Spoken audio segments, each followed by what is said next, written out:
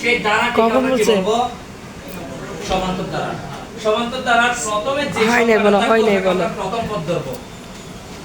সবার কাছে ক্লিয়ার?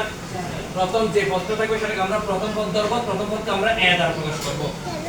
এই অঙ্কের মধ্যে আমরা দেখতেছি প্রথম পদ হচ্ছে এ, এর মান 2।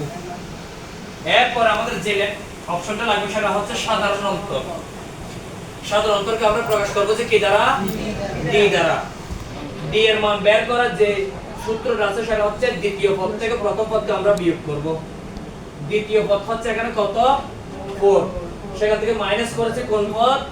প্রথম পদ। প্রথম পদকে বিয়োগ করলে কত পেয়ে গেছি? তো আমাদের হাতে এখন ডি এর মান চলে আসছে, ডি এর মান চলে আসছে। প্রথম সূত্রটা আমরা পাচ্ছি সেটা হচ্ছে n তম পদ। n তম পদ মানে হচ্ছে যদি কোন একটা দ্বারা আমাদের দেওয়া থাকে, এখন একটা কয় নাম্বার পদের মধ্যে পড়ছে সেটা আমরা বুঝবো যে n এর উপর হিসাব করে।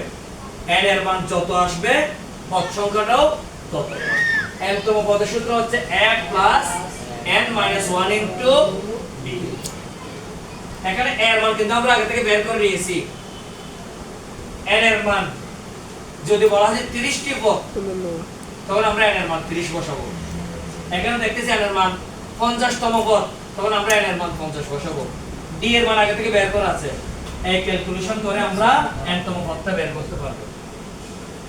এরপর হচ্ছে n সংখ্যক পদের সমষ্টি, অর্থাৎ আমাকে যে একটা সমান্তর দ্বারা দেওয়া থাকবে সেখানে টোটাল কয়টি পদ আছে, সবগুলো পদের যোগফলটা বের করার জন্য আমাদেরকে এই সূত্রটা অ্যাপ্লাই করতে হবে।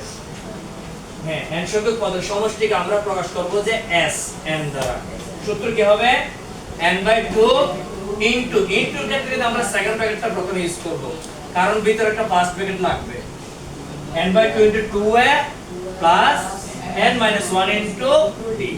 n এর মান যা থাকে আমরা n এর মান বসাবো, প্রথম পদ আগে থেকে বের করে নেব, এরপর d এর মানটা বসাবো। তাহলে এইভাবে আমরা কি কি বের করতে পারবো? n তম পদ বের করতে পারবো, আর কি n সংখ্যক পদের সমষ্টিও বের করতে পারবো। ঠিক আছে? ওকে, এবার আসো মেইন বইয়ের কয় নম্বর অঙ্ক বলেছিলাম? 6 নম্বর অঙ্কটার দিকে একটু তাকাও।